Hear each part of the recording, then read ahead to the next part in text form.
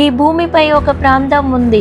అక్కడ దిక్సూచీలు పనిచేయవు, సమయం గడిచే వేగం మారిపోతుంది. ఆధునిక సైన్స్ కూడా సమాధానం చెప్పలేని వింతలు అక్కడ నిత్యం జరుగుతూ ఉంటాయి. అదే పరమశివుని నిలయం, సాక్షాత్తు కైలాసగిరి. వందల ఏళ్లుగా వేల మంది ప్రయత్నించినా ఇప్పటికీ పర్వతాన్ని ఎవరు ఎందుకు అధిరోహించలేకపోయారు. మన మానస సరోవరంలో ఆ వెలుగులు దేనివి? ఈ వీడియోలో కైలాస రహస్యాలను ఛేదిద్దాం.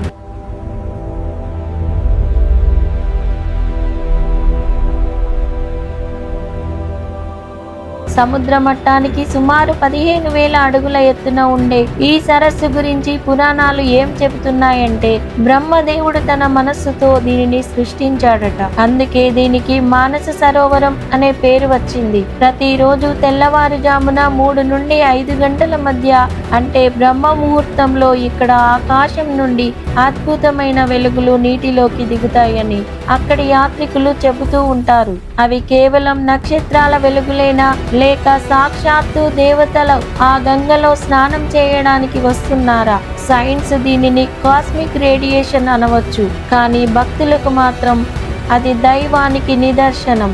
కైలాస పర్వతం కేవలం ఒక రాయి రప్ప కాదు.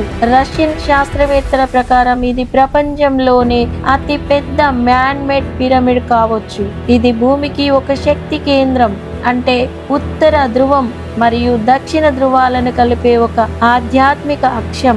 మరో వింత ఏంటంటే, ఈ పర్వతం దగ్గర సమయం చాలా వేగంగా గడుస్తుంది. ఇక్కడికి వెళ్లే యాత్రికుల గోళ్లు, జుట్టు 12 గంటల్లోనే బయట ప్రపంచంలో 2 వారాల్లో పెరిగే అంతగా పెరుగుతాయి. దీనికి కారణం అక్కడ ఉండే అత్యధిక అయస్కాంత శక్తి అని శాస్త్రవేత్తల అంచనా. ప్రపంచంలోనే ఎత్తైన ఎవరెస్ట్ ని వేల మంది అధిరోహించారు, కానీ దానికంటే 2000 మీటర్లు తక్కువ ఎత్తు ఉన్న కైలాసాన్ని ఎవరూ ఎక్కలేకపోయారు. ఎక్కడానికి ప్రయత్నించిన వారు తాము దారి తప్పుతున్నామని, పర్వతం తన దిశని మార్చుకుంటున్నట్లు ఉందని భయంతో వెనక్కి వచ్చారు. స్థానిక నమ్మకాల ప్రకారం కేవలం పుణ్యాత్ములకు మాత్రమే శివుడు తన నిలయంపైకి దారి ఇస్తాడట. 11వ శతాబ్దంలో మిలరేపా అనే టిబెటన్ యోగి మాత్రమే దీన్ని అధిరోహించారని కథలు చెబుతారు. మీరు నాస్తికులైనా ఆస్తికులైనా కైలాసగిరి వెళ్తే అక్కడ ఉండే ఆ పాజిటివ్ ఎనర్జీని మీరు కాదనలేరు.